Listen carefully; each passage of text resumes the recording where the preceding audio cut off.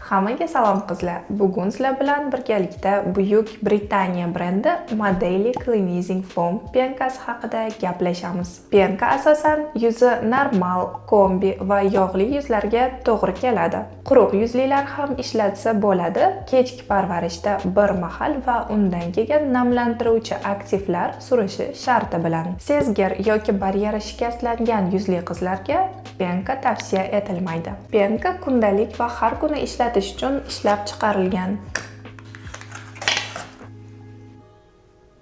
Agar yuzingizda SPF makiyaj bo'lsa, yuzni kechki parvarish vaqti birinchi gel cleanser bilan yuvib tashlashingiz kerak va undan so'ng penka bilan yuvishingiz kerak. 2 etapli tozalash bilan siz poralarni chuqur tozalaysiz. Hech qanaqa SPF va makiyaj yuzingizda qolmaydi. Tozalash bosqichidan so'ng hech qanaqa tortilish hissi yuzingizda qolmaydi.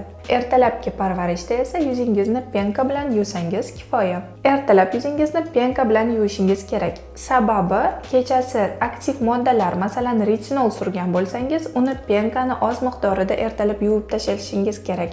Chunki retinol bilan quyoshga chiqib bo'lmaydi. Penka tarkibida niasinamid va 16 xil aminokislotalar bor. Niasinamid yuz terisini bir maromga keltirishga, yog' ajralishini balansga keltirishga va teri baryerini qo'llab-quvvatlashga yordam beradi. 16 xil aminokislotalar teri himoyasini kuchaytiradi, yuz terisini silliq va yumshoq qilishga olib keladi. Aynan shu aktivlar hisobiga yuzingizni penka bilan yuvganingizdan keyin yuzingiz qurib qolmaydi.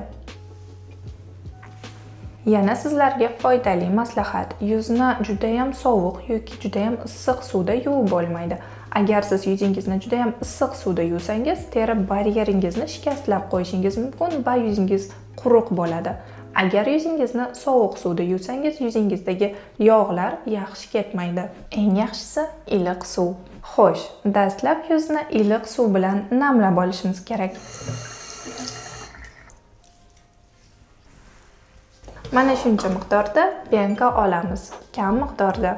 Sizlarga maslahat: birinchisi, penkani qo'lingizda ko'pirtirib oling, keyin esa yuzingizga surishingiz mumkin. Muhim eslatma: penkani ko'p miqdorda qo'lingizga olsangiz, bu degani yuzingizni yaxshiroq tozalamaydi. Shuning uchun kam miqdorda olishingiz ham mumkin.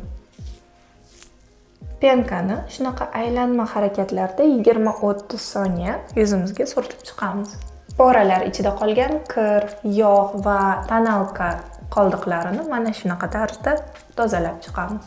Burnimizni shunaqa chuqur joylarida SPF tonalka qoldiqlarini tozalab chiqarishni ham unutmaymiz. Bo'yin qismlarini ham tozalashimiz kerak, chunki u yerga ham SPF suriladi va har kuni kechqurun uni tozalab tashlash kerak. Yuzimiz keyingi bosqich parvarishiga tayyor. Umuman tortilish hissi yo'q. Hammaga xayr.